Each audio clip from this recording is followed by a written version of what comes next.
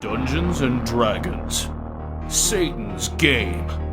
Your children, like it or not, are attracted in their weaker years to the occult, and a game like D&D fuels their imagination and makes them feel special, while drawing them deeper and deeper into the bowels of El Diablo.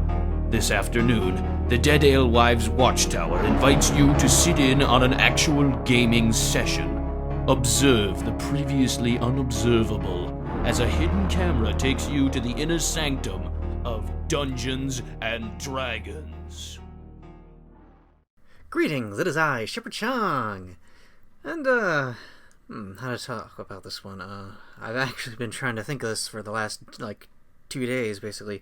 How am I going to format this little video for this? Yeah, if you're watching my video, you're probably a nerd. Or you're nerdy. So, you've probably heard of something called Dungeons and Dragons. Now, I am a nerd, I'll freely admit that. I've never played Dungeons and Dragons before. Some of you are thinking, what? You've never played D&D? You're not a real nerd. If you are actually thinking about what the fuck are you doing here? Seriously.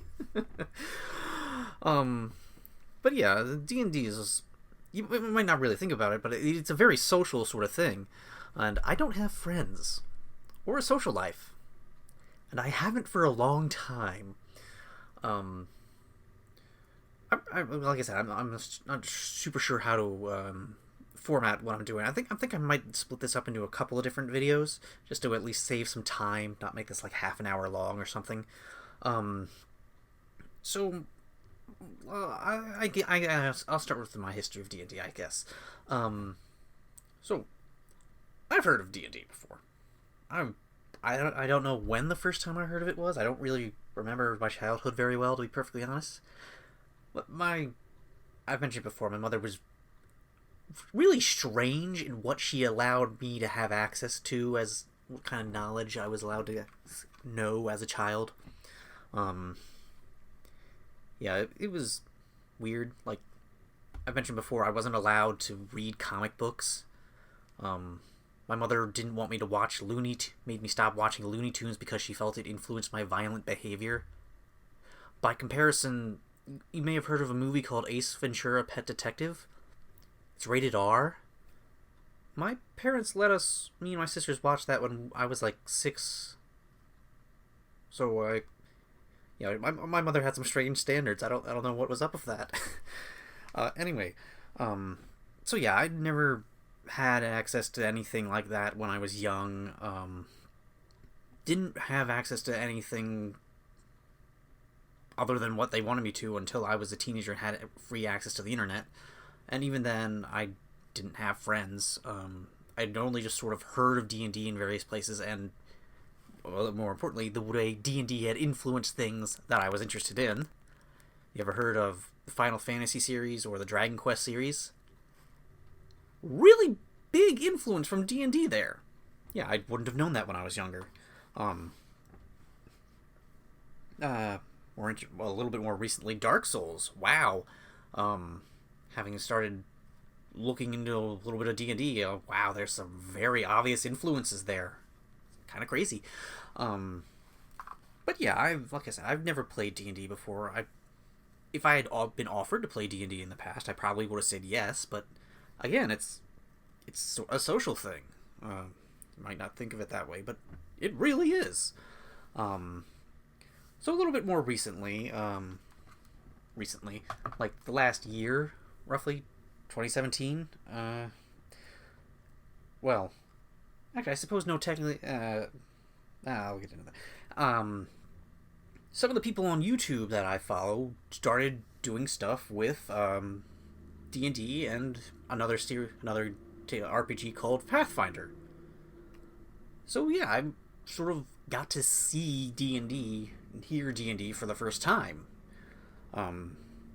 And a little bit more recently, I'm gonna go ahead and put some links at the end of the video. You can check some of the stuff I've seen out.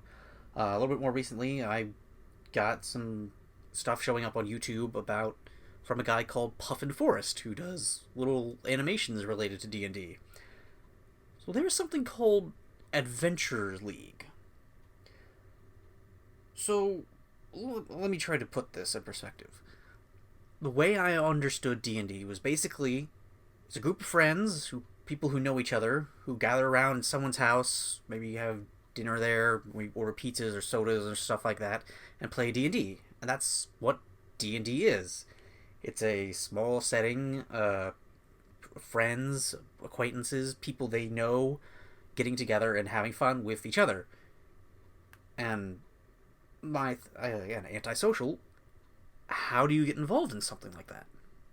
I don't know. Apparently there are like maybe forums or something somewhere.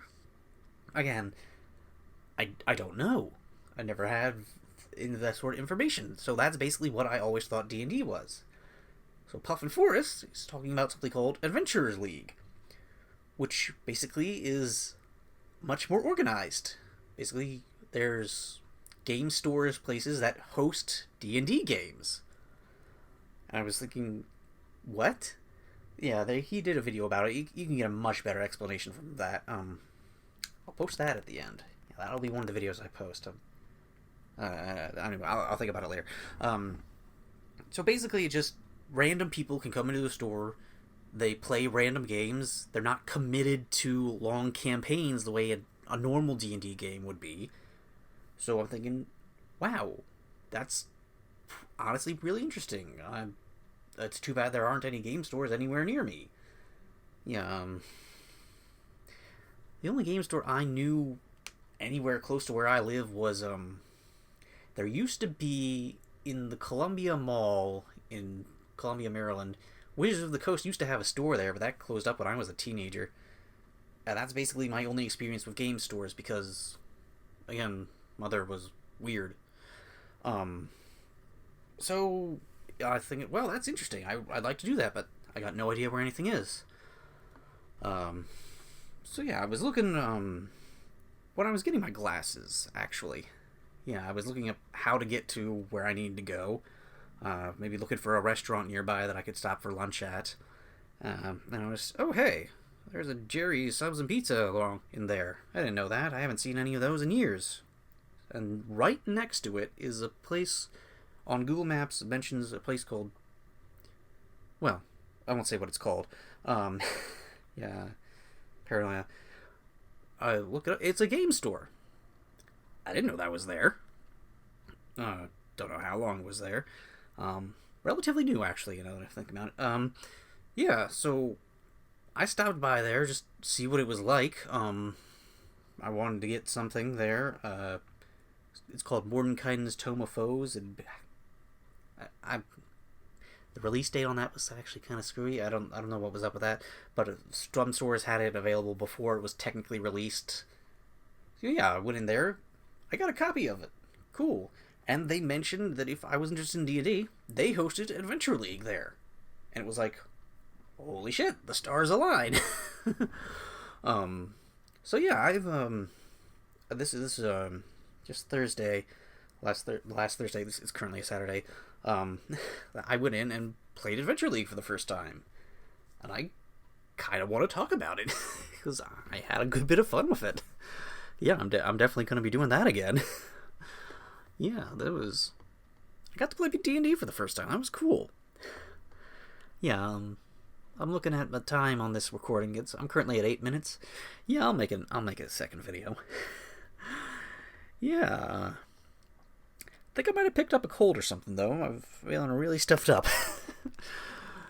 But yeah, it was fun. This is honestly something I didn't expect to ever happen, simply because for years and years D&D in my mind has always been sort of a private thing that you do with people you know, or maybe people you meet and in places, which is things I don't do. So yeah, this is interesting. Yeah, I think I'll go ahead and end it there. I am ShepherdShang, and I play D&D now. I am a true nerd. Hooray! Goodbye.